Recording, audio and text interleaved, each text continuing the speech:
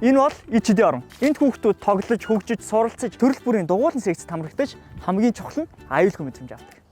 Харин энэ бол ичдийн орны сэтгэл зүйн төв.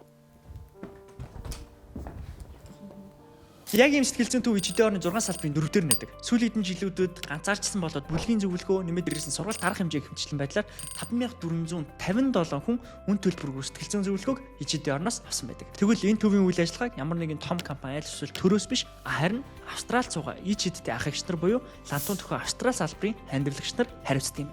Энэхүү Лантун төхөө Австрал төрөмс байгууллагууд 2020 онд хүн бай аяны хүрээнд ичдийн орны сэтгэл зүйн танхимд шаардлагатай санхүүжилтийг босгохын тулд Сидней хотод анх хандивын аян зохион байгуулж үүсгэн байгуулагчсан юм. Ийхүүдэд Австралид байгаа монголчуудаас гадна тэнд байгаа бизнесүүд, эмнэлэг, сургууль гэх мэтчлэн албан байгууллагуудтай хүртэл хамтарч ажиллаж хандив цуглуулдаг болсон байна. Ингэхдээ зөвхөн Монголд байгаа монгол хүүхдүүдийн ирээдүйд зориулсан хандивын үйл ажиллагаа хийгээд зогсохгүй тэнд Австралид байгаа монгол гэр бүлүүд, монгол хүмүүст зориулсан нэгтгэх, хамтдаа байх, хамтдаа цагийг өнгөрөх арга хэмжээнүүд ичсэндээ хийдэг юм байна. Бүр заяа 2021 оноос хойш жил бүрийн 6 дугаар сарын эхний 7 хоногт Family Fun Day гэдэг арга хэмжээ хийж байгаа юм. Энэ нь болохоор Австралид байгаа монголчуудын дунд болдог хамгийн том арга хэмжээнүүдийн нэг гэж. 2024 оны энэхүү арга хэмжээгээр хэлэхэд 16,000 Австрали долларын хандив, 38,000 долларын орлого болсон байна. Тэгээ энэ арга хэмжээгээр заяа 60 орчим санхүүжүүлэгч, 86 байгууллага хувь хүнтэй хамтарч анимед ирсэн давхарцсан тоогоор 2,000 орчим хүн оролцдог юм. Арга хэмжээний үеэр гэр бүлээр ээж болох төрөл бүрийн тоглоом, наадам, активити байдаг бөгөөд цаашлаад йогийн ивент,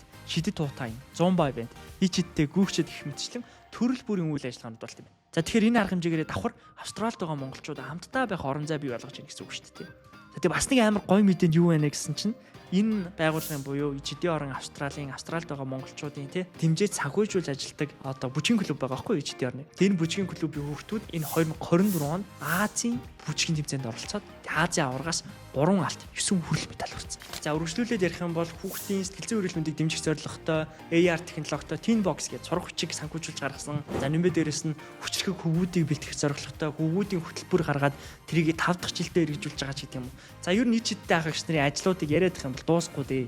Ер нь ч тэгээд хүн хаана байгаа вэ гэдэг газар зүйн байршлаас үл хамааран сэтгэл нь л байх юм бол ичид үргэлж ойр байдаг байгаа газараасаа үргэлж их орондоо хүүхдүүдийн төлөө эсвэл тухайн байгаа газартаа ч гэсэндээ эерэг нөлөөллийг үзүүлэх боломж үргэлж байсаар байдгаа гэдгийн баталгаа нь бас энэ Лантун төхөө Австралийн залуучууд юм болов гэж бодож байна. Хэрвээ та Лантун төхөө Австралийн талаар илүү дэлгэрэнгүй мэдээлэл авах гэсэн юм бол энэ сошиал медиа сувгуудаар нь зочлоорой. Тэгээд дээрэс нь энэ бичлэгийн дор комент бичих юм бол тань руу линкийг нь илгээгээд өгье. Баярлалаа.